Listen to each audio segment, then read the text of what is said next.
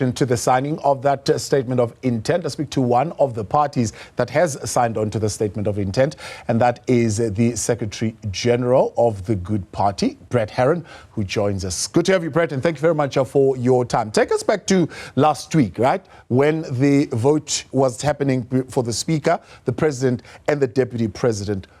Who did you vote for? Because you had not signed at that particular time. No, we had not signed. We met with the ANC last Sunday and had the start of our discussions with them. So by the time the Friday sitting came about, we had not signed, although we had received the document on Friday morning, the signature only happened on Saturday. I'm not in the National Assembly, but Patricia de Lille is, and I actually didn't discuss with her what her vote was, but I assume that she followed the Government of National Unity agreement and supported President Ramaphosa and the Speaker Didiza. Yeah. Besides you having signed the statement of intent, I mean, if you would have supported the GNU, if she would have supported the GNU, that would have meant that she agreed with the broad principles, even though the finer details would have not been ironed out. Well, we actually, when we met with the ANC last Sunday, we expressed our broad agreement with what they were presenting to us. At that stage, it was not a drafted document, but it was a discussion that we had in which they framed it in terms of the context following the outcome of the elections, the principles that they were proposing that would inform a government of national unity, and then a minimum governing program. And in that, in those discussions, we indicated to them that there was nothing that they were presenting to us that we wouldn't agree with. In fact, it could have even been our party's manifesto in the 2024 elections. We asked for one or two changes or one or two additions to the governing program, which were included in the draft that we got, the draft agreement that we got on Friday, placing us in a position where there was nothing that precluded us from signing it. The challenge that we are having, I suppose, as the public and the media in particular in this instance, is that there is very little transparency around the details of what is entailed in these agreements, right? There is, of course, the framework that we are given around the broad principles that you're agreeing on. But then you begin to hear things like what we are hearing today coming from the DA saying, well, one of the things we agreed on is that we are not going to vote to impeach a president that we voted for, explicitly saying it's in the agreement. We are seeing it nowhere in that statement of intent that there is such content. There is an agreement that the DA, for example, will be leading, will be leader of government business in some form, either minister in the presidency or either in the deputy president position. We're not seeing that in the statement of intent. There's a lack of transparency in what actually the parties are agreeing to. Well, I mean, it's an interesting point that you raised, because I think a lot of it may be speculation. The agreement itself talks about, is absent positions other than the addendum where the Speaker and the President was agreed to. So the agreement talks about the President's prerogative to appoint a cabinet and to consult the leaders of those parties that he would like to appoint to his cabinet, the members he would like to appoint to his cabinet. And when we engaged with the ANC around signing the agreement or around the idea of a government of national unity, we had no discussion about positions, and we certainly didn't make any demands on positions. And the comment by Helen Zille today that the DA would not vote to impeach President Ramaphosa is certainly not in the agreement, as you say, or the statement of intent, and it's not in any agreement that we've seen. So either Helen Zille was sort of extrapolating what their position might be if that was to be presented to them, or there is some other agreement that we're not aware of, which would be an act of bad faith, which I think could affect the government of national unity and its foundation. So I don't believe that that agreement exists. So that position is not the position of good. Has that been put to you? We know that the EFF has already written to the Speaker to say, let's bring back that Section 89 report for the impeachment of the president. Would the Good Party, having signed the statement of intent, vote on the impeachment of the president? Well, there's no agreement, as I said, and the ANC certainly didn't put that to us when we had the discussion, and it's not in the statement of intent. The statement of intent talks about a strong and ethical state. It talks about eradicating corruption, eradicating crime. And so I think that the question really is about whether there's evidence of the state president committing any breach of the founding principles and the governing program of the agreement that would make us deviate from the agreement. The question of Phala Phala was settled. Parliament voted on it already. And as you may recall, Good proposed a third way, which was to say that if the president's review of the Phala Phala report failed, then the impeachment committee should be established.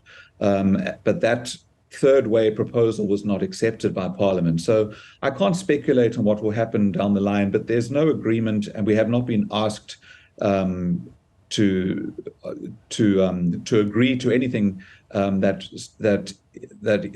has got to do with Phala Phala. That hasn't come up in any discussion. Yeah. The other question then is the question of proportionality, right? The DA speaking of certainly there has to be thresholds in the final agreement as to who gets to play a role in government, and that threshold should be 2%. Good Party got 0.18%. That would leave you out of that proportionality scale or that threshold if it were to be implemented.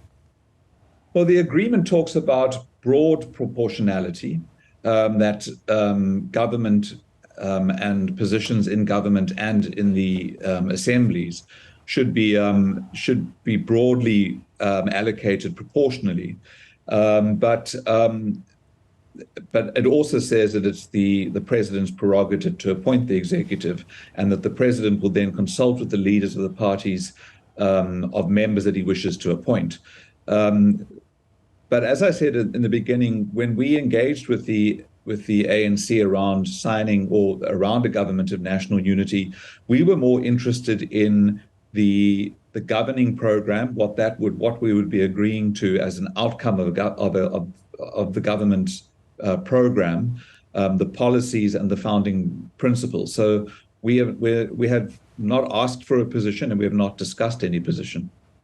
As far as then the dispute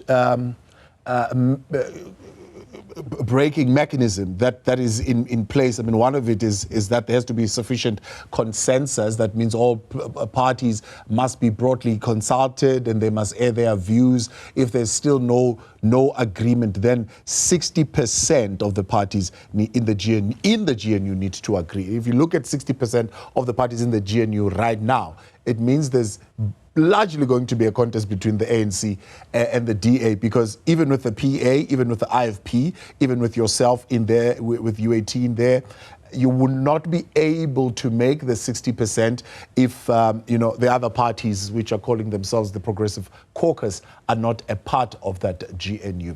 How do you feel about that? Well, look, the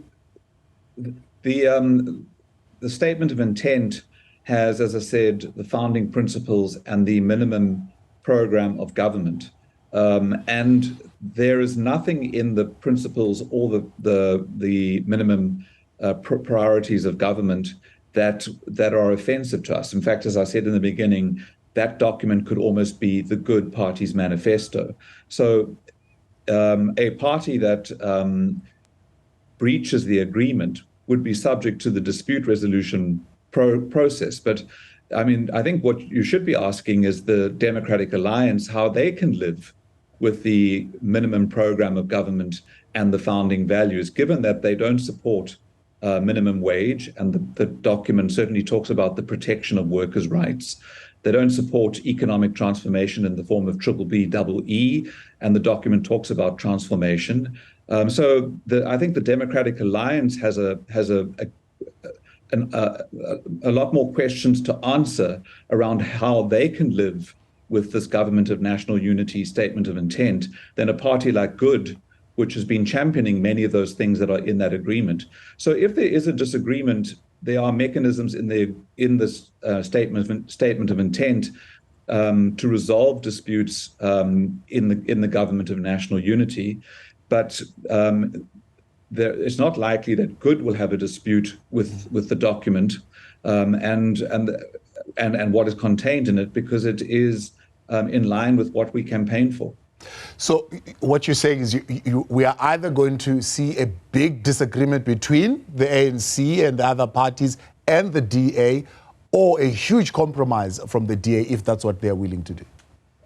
Well, what we're going to, if there's going to be any disagreement, and the disagreement goes to the heart of the statement of intent, the minimum governing priorities and the founding principles, then the party that has a problem with the founding principles and the minimum governing program, or priorities as it's called in the document, shouldn't be in the GNU. The GNU statement of intent is very clear on what the governing priorities will be, and those priorities are transformative. They go to the heart of social justice and economic justice in our country. They talk about transformation and redress. And the founding principles do so too. So a party that has a problem with implementing that program shouldn't sign the government of national unity statement of intent. And maybe they would have to exit the GNU. But the party that's most likely to have a problem with that agreement will be the Democratic Alliance, because it seems so far from what they were campaigning for in the election campaign. So finally, as I let you go, we've had this conversation, you and I, back and forth around the ministerial handbook and so on and so forth. There are those who are calling for the reconfiguration of the cabinet. In fact, plainly put, a reduction to 15. What is your position? Well, our manifesto talks about a reduction in the size of the cabinet and a restructuring of the administration, because electing a new government, which is the political leadership, is one thing. But in order for that political leadership or government to implement its program of governance, it requires a capable administration that is committed to serving that government. And to some extent, we have had an administration that is largely responsible for many of the failures in government, in that it takes so long to implement, or they are not fully committed to it. So a reduced cabinet and a restructuring of our administration was part of Good's manifesto. We haven't put a number on the number of ministries that there should be or shouldn't be. But if there was to be a reduction, we would support that, along with a restructuring of the administration. Brett Herron, I appreciate your time. Thanks so much for joining us, Secretary General of the Good Party.